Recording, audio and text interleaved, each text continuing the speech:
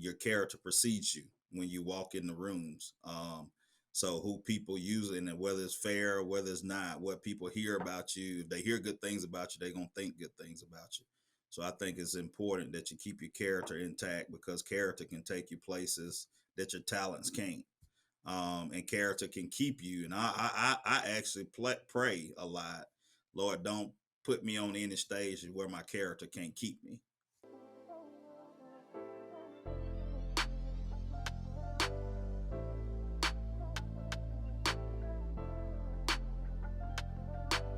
Welcome to the Mindset on Resilience podcast, where we're building more confident, resilient, and mentally strong communities. I'm your host, Daniel Truelove, and I'm excited to bring to you another episode. The guest I have for you today is a very special guest. He needs no introduction, but I definitely have to give him one. Former coach at Shelton State University that has made the transition to the administrative side, a champion, a warrior, overall amazing guy. I'm excited today to present to you none other than Mr. Joseph Eatmon. How you doing? Daniel, I'm good, man. How are you today? Doing much better now. Doing much better. Not every day you get to have sit downs like this, so I'm on it. Man, I appreciate you for having me, man. You do a great job and just appreciate what you do and spreading information to the community, man. So keep up the good work. Thank you. I really do appreciate that. On our podcast here, we like to kind of do a deep dive and go, on the journey of the person. I think a lot of people kind of known you as a basketball guy, championship coach, and now you are obviously operating on the administrative side. But I would like to start there. Tell us a little bit about your journey. Like, how did you get into coaching and all the way to coaching at the collegiate level?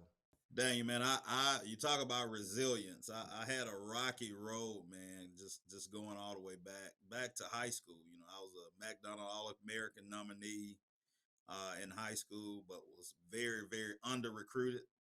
Didn't have a lot of offers coming out of high school, man. Ended up going to Jones Community College in Mississippi. Uh, went there. Honestly, didn't stay but a few months, and got to the point, man. Got in my own head. I just said, forget it. I don't even want to play basketball. I was frustrated. It was a bad. I moved from Tuscaloosa to Ellisville, Mississippi. So that was a big, got a little homesick. So I just came back home and actually just worked and went to school at Stillman College, man. So it was amazing, but just being out in rec league basketball. I'm at Bowers Park playing one day, and this white guy, I had no clue who he was. He said, "Hey, Joe Eatman, I remember you from high school." And he ended up he was had just gotten a head coaching job at Bevel State. Um, so he asked me to come to Bevel and play. So I ended up playing my first year at Bevel. Actually, had a really good year. Ended up signing with Howard University after my first year, and came back home and had a car wreck and blew my knee up, blew my knee out while I was at home. So man, instead of going way up to Howard and being up there hurt, I decided to stay, go back to Belleville for another year. I missed a few games, first part of the season, and ended up finishing there again. Thought I was done. I got 2 associate degrees. Thought I was done. Thought I was ready to go to work. Man, so I dropped out of school again. Said didn't want a bachelor's degree, didn't want to play anymore, just wanted to work.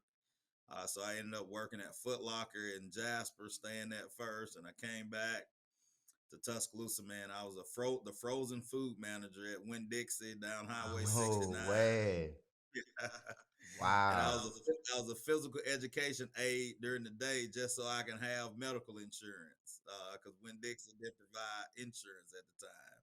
So man, I was working probably about 80 hours a week between those two full-time jobs just to live. And it just came to me one day, and my mom, we sat down one day, and she's like, "Josie, you really need to go back and get your degree because you can't go much farther than you are now, man." So ended up went down to West Alabama and tried out. Got a full scholarship to West Alabama. Um, Grades were good, so I got a full basketball and academic scholarship to the University of West Alabama, man. And I finished up there. Finished my playing career there. Um, Man, it was a ride. It was a ride, but that was my career too, college coaching. So I finished. I ended up getting my bachelor's degree.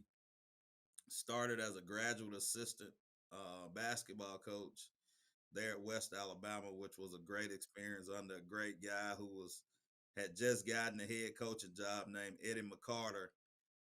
People don't realize when I those my last four championships I won. Eddie McCarter was actually my assistant coach. So man, everything came full circle. But started as a graduate assistant with Coach McCarter, man, and after 2 years, they called him in and let him go. Um, Man, and they hired another head coach, and the school loved me, so they kind of forced him to keep me.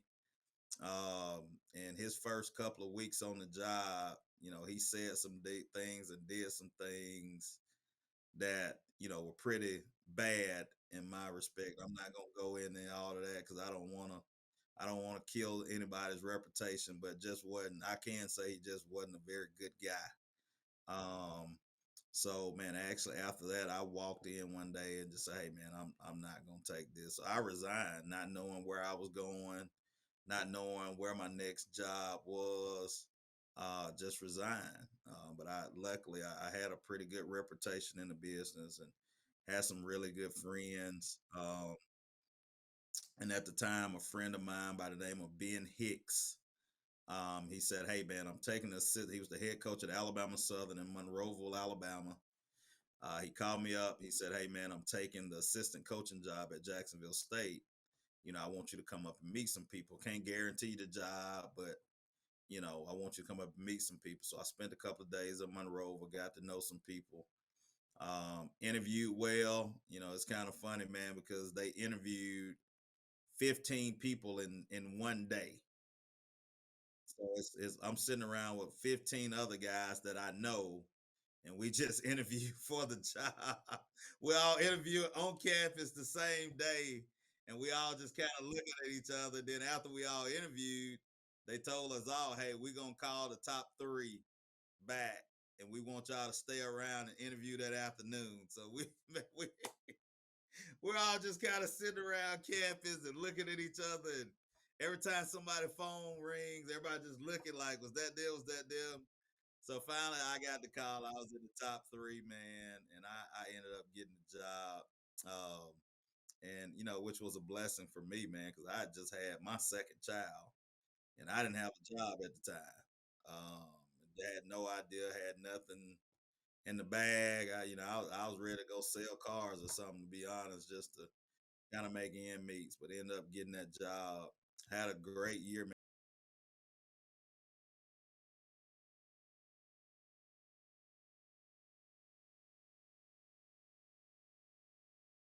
First Jamboree game on October 6th. So I didn't get a chance to recruit any players. I had to kind of just take what was there. Uh, we coached them up, man. We worked hard. No assistant coach, just me on my own. And we ended up going 20-11 that year. And I'm in the office with my kids one day, and now we're gonna get into some resilience now. So I'm in the office today one day, and at the time my family wasn't living in Monroe; they were living in Lavaca, Alabama, where my wife is from. But I had my kids at work that day, and security guard comes over and said, "Hey, they need to talk to you. I'm gonna keep your kids for you." So they said, "Hey, man, we appreciate your service, but we're gonna non-renew your contract. We'll pay you through July." But and this was actually after we went 2011 and was tied for first place in the South Division that year. So well, they told me they didn't have to. Alabama has something they call the Student First Act, where if you're not tenured, they don't have to give you a reason. And later on, I found out the reason. I'm not mad about it. They at the time they had a local high school guy that was from the area, and they felt like they can get more local support if they gave him the job. He had some people in the community pushing for him to get the job. So they called me in July and man, let me go.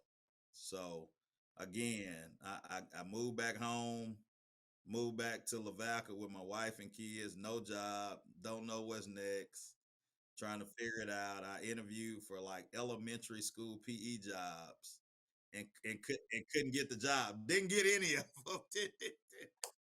Didn't get any of them, man. So I'm sitting at home and I'm really questioning myself, like, man, like what's going on?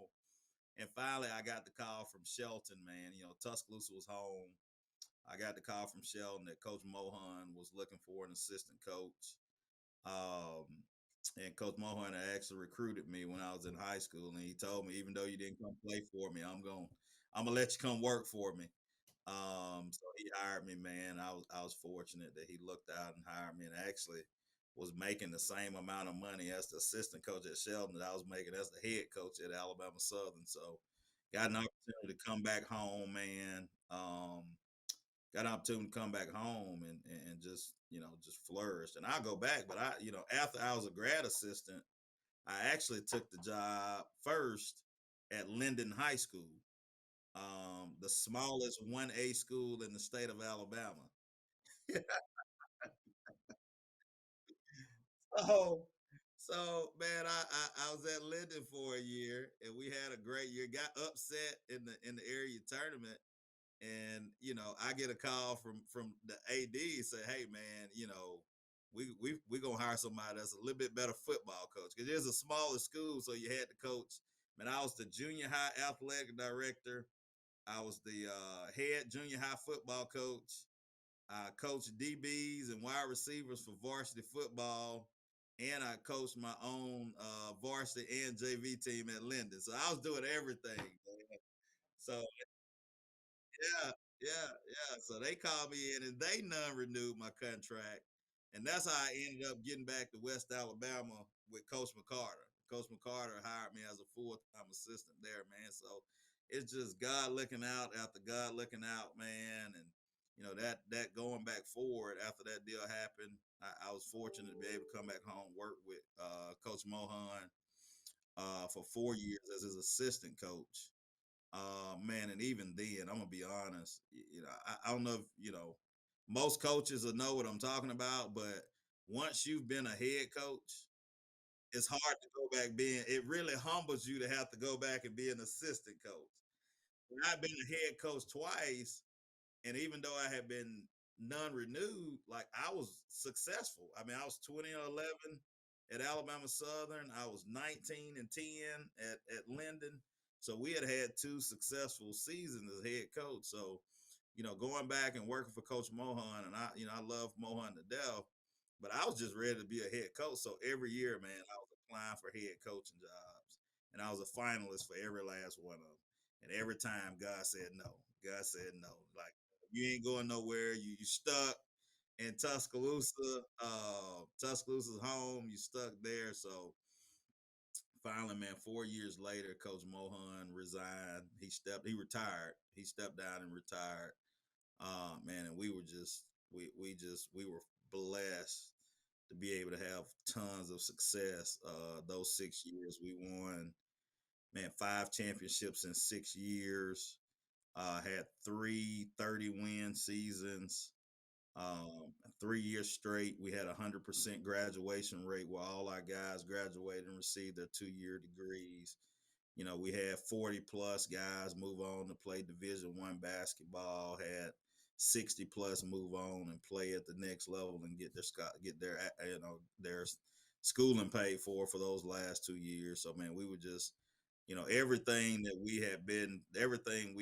I went through early in that career, those 6 years really God showed me, like, I put you through that to get to this point, to appreciate this point. So I don't take anything for granted. I didn't take any of that for granted.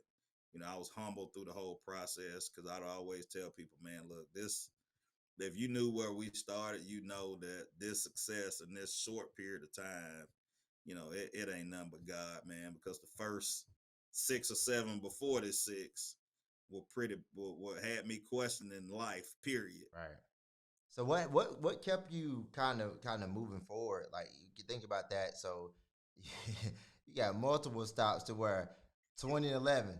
successful, right? I mean, by all accounts, first year, got hired 5 days before, you said October the 1st, and then the 6th you got a game. Then the year before that with at Linden, went 19-10, coaching basketball, football. You're the janitor, you're the assistant principal. So you got 46 Yeah, jobs, but it just seemed like yeah. doors kept closing. Like, what kept you moving forward? Man, and I would always, again, I hate, I'm not trying to be ultra religious here, but one, my faith kept me going, my faith in my family, and just my drive, man. I grew up in West Tuscaloosa, didn't have a whole lot, man, and just my drive to be successful. It's just, I'm reading the book now, Grit, about the grit score, grit scale, and all that. I was just always the type that, and I just nothing. My biggest fear in life was not being successful in anything, whether it be my career, whether it be in my marriage, as a parent. One of my biggest fears has always been not being successful, whether it be my faith, not living up to what I feel like is a standard of excellence and a standard of success. Has always been one of my biggest fears, and still is to this day. One of my biggest fears is never reaching the full potential of what God put me on, on earth to do and get accomplished. So, that was always what kept me going. Now, was it easy? No. I mean, did I have, I can remember in that experience between getting let go and getting, resigning at West Alabama and getting that job at Alabama Southern. Man, I sat at home for 40 days, and I don't even know how I got out of bed for those 40 days. Like, I really don't, because I had nothing. The only thing I had to keep me going was my wife and my kids. And my wife, I give her a shout out, Erica. She's always been, extra supportive, man. Has always been like, well, Joe, if that's what you want to do, that's what we gonna do, type deal. So I don't think if it wasn't for my faith and my family and just my drive to be successful, I don't think I would have made it through that terrible time, because it was, again. I mean, I went, you know 2-3 months without a paycheck, with a 3-year-old and a 2-year-old.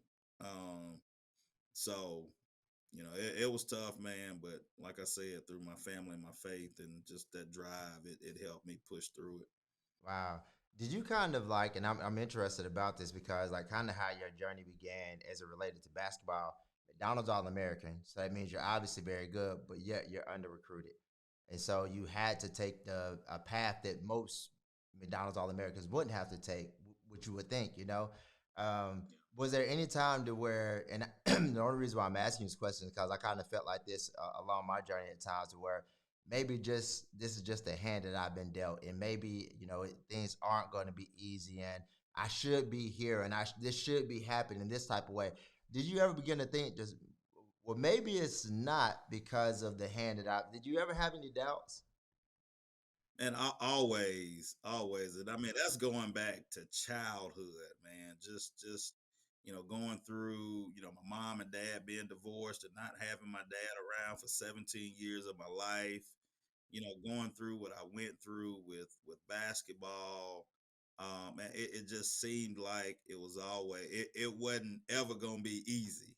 Um, and nothing, even my current role that I got now, nothing in my life has ever been. And I laugh sometimes because I always hear people say, God gives his toughest battle to his toughest warriors. But I'm like, sometimes I'm like, God, how much tougher I gotta be, man? You done made you done made me tough enough now, man. Just you can give me one or two, that I can just breeze on through, man. Have you So seen that? I don't know if it's a meme or something, but it's like making sure I'm not signed up for God's Strongest Warriors list 2024. He's like, I don't listen. Whatever it is, I don't want to be on that list.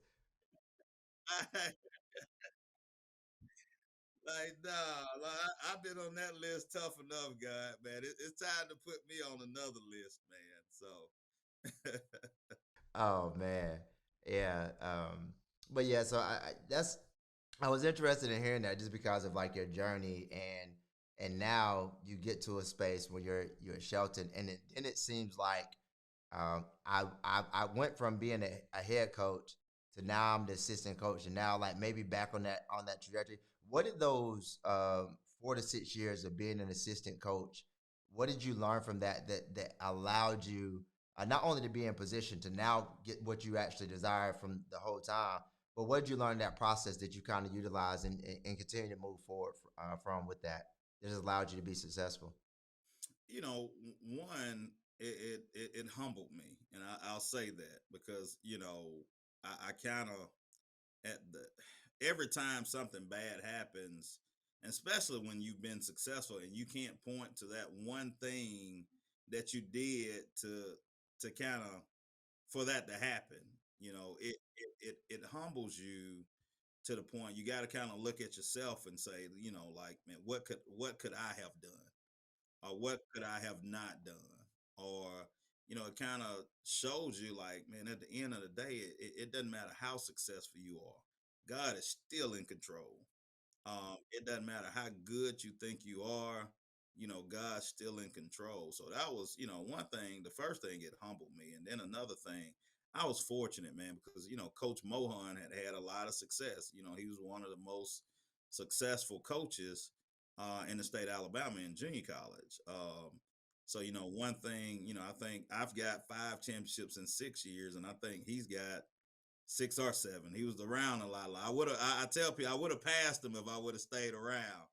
Uh, so I always mess with him when we talk and say, Coach, if I would have stayed 2 more years, I would have got to 7. It took you 22 years to get to 7. It only took me 8 years. We always talk and laugh about that, man, when I talk to him. But he was a great coach.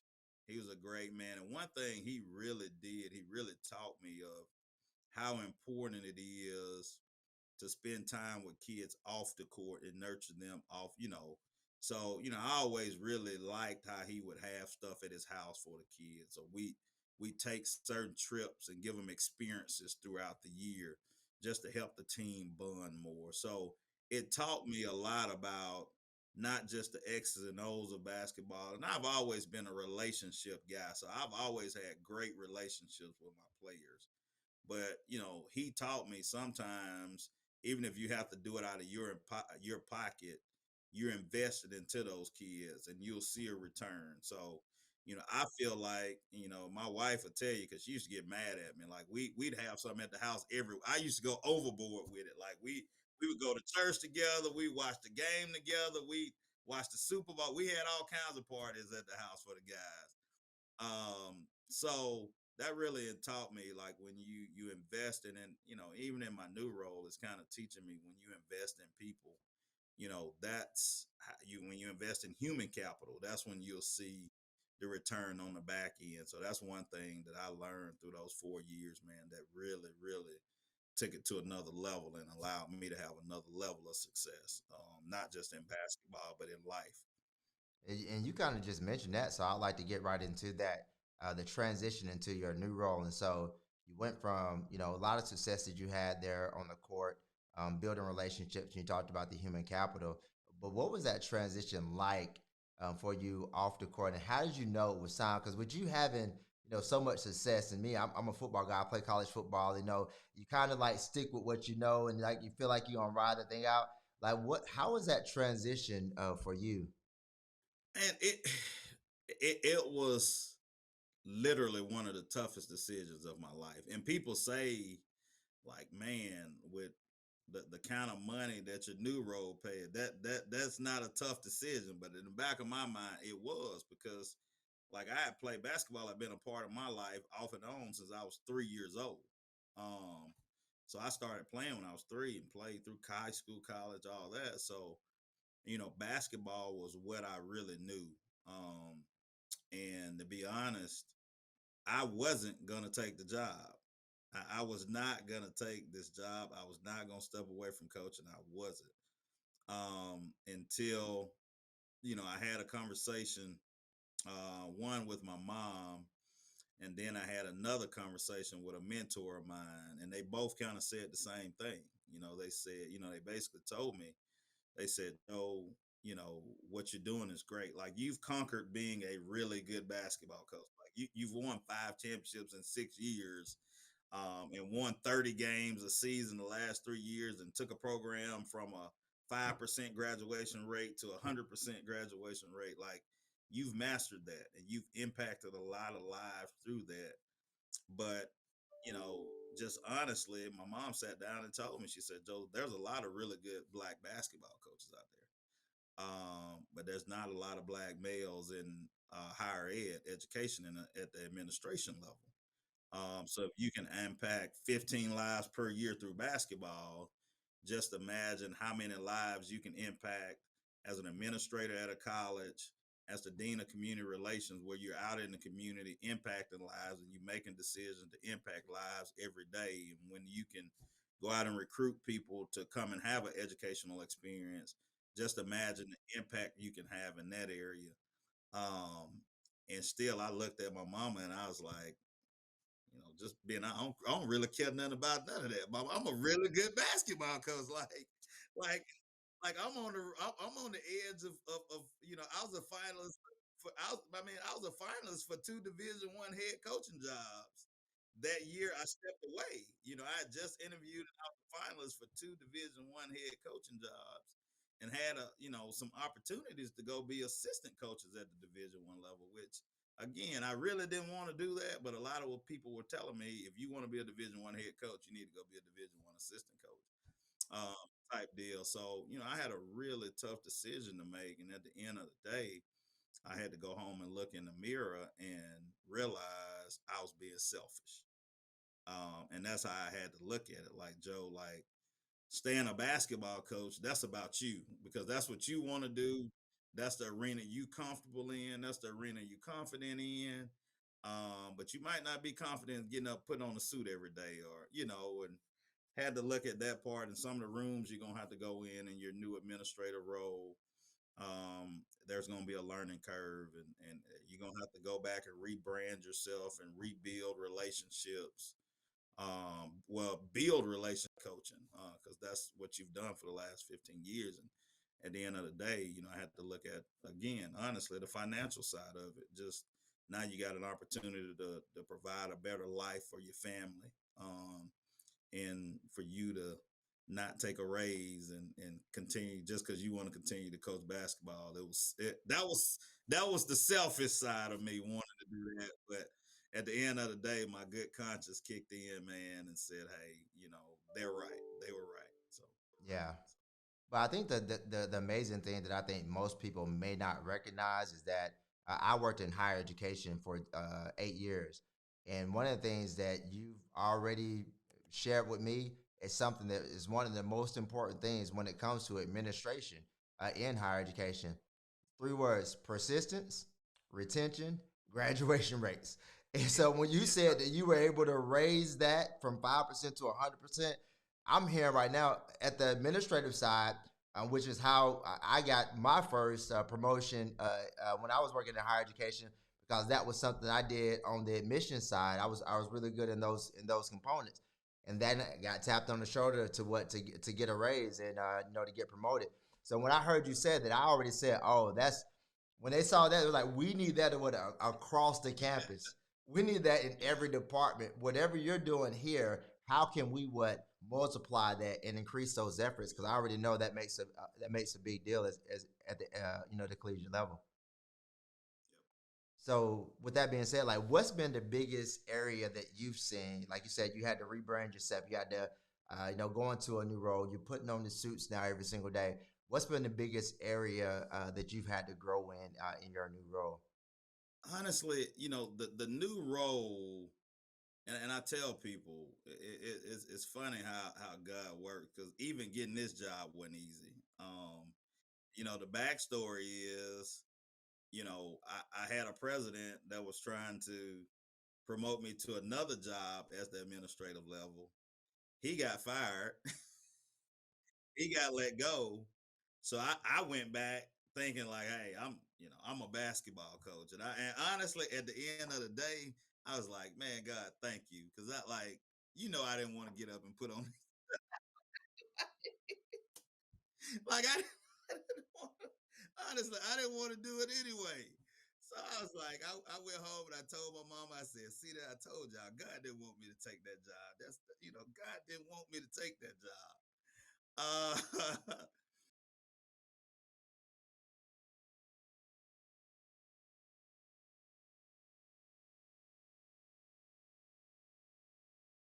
I'm a basketball coach. And then he said, I got something that's a better fit for you. Like you're really good at networking, you're really good in the community. Um, so I'm going to create a dean of community relations job, and I'd love for you to apply for it. So they created this job, man. Honestly, Daniel, didn't never existed, doesn't exist anywhere else in the state of Alabama. They just saw something within me that felt like could be an asset in this role. And I was fortunate to be able to get this job, man. And it's been a blessing. One area that I've really had to grow in, man, is really just honestly, and my wife will tell you this, she'll laugh because I'm still not very good at it, but I'm getting better, is just the concept of saying no. Um, because I think a lot of times as men, as leaders, we want to save the world. We want to take on every challenge. It doesn't matter if it got something to do with your job, or it doesn't matter.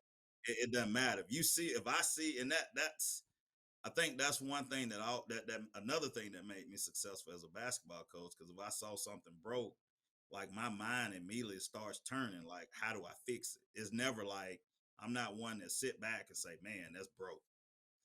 I just leave it there. It's always like, man, how can I fix it? I know I can fix it. How can I fix it?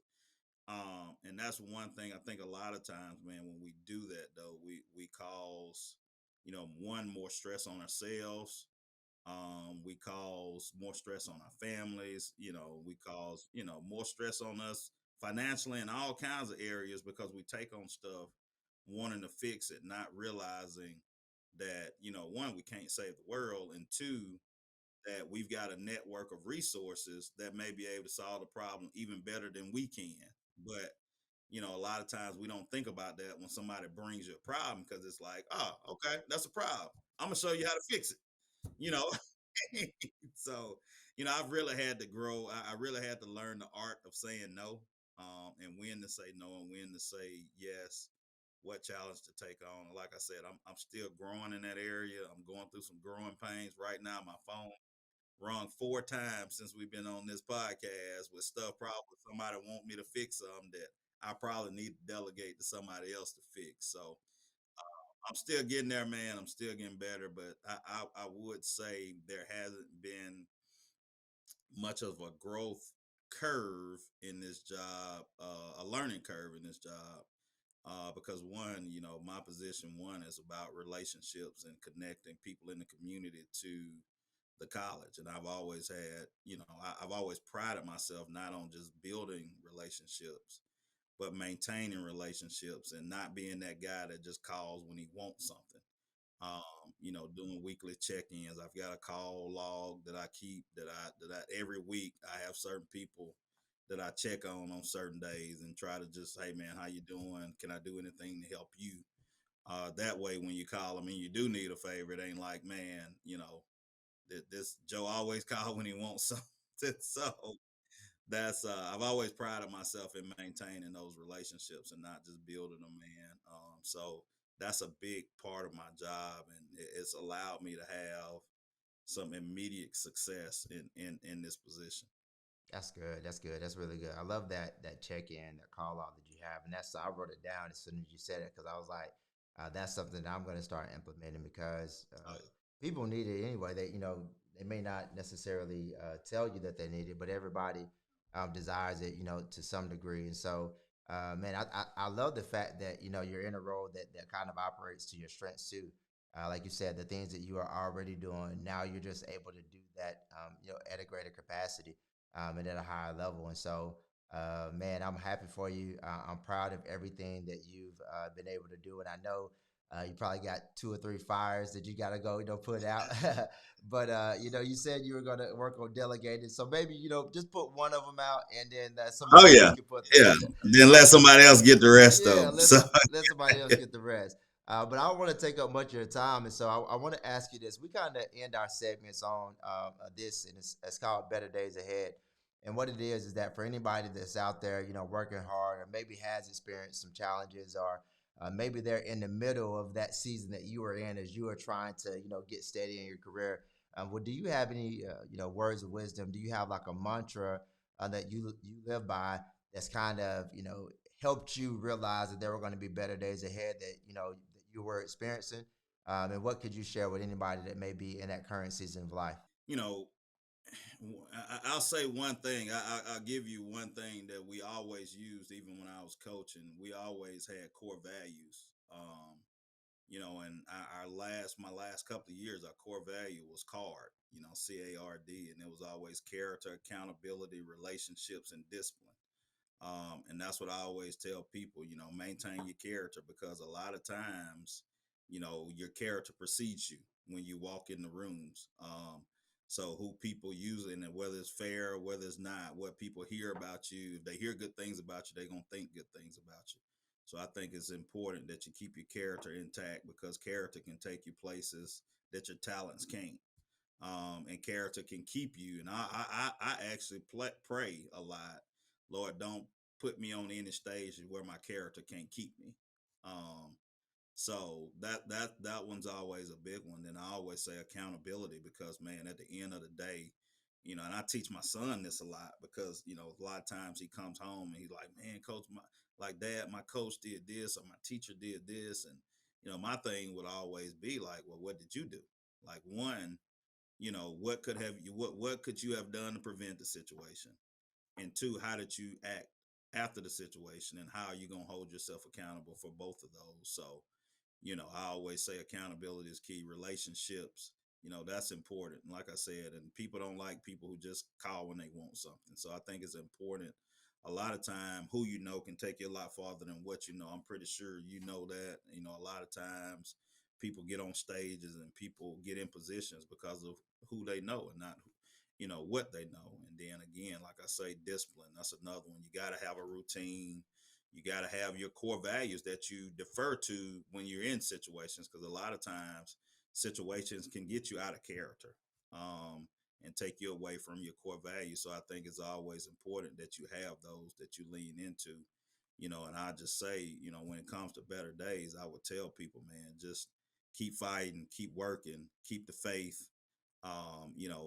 Get your routine, get your process down, and in your seasons, and one thing that I would always say in my seasons, even when I was going through, one thing I always did was found ways to perfect my craft for where I want to be. Because a lot of times, people get in positions and get positions, and they're not ready for them. So it's important. You can't get ready when you get there. You got to get ready before you get there. So no matter what you're doing, whether it be speaking, whether it be coaching, whether it be teaching, whether it be law school, no matter what it is, like, start getting ready now for where you want to be. And I tell, like when I was coaching at Shelton, I would tell people I coached Shelton State team, and I worked like I was at Shelton, like I was making $10 million a year at Duke.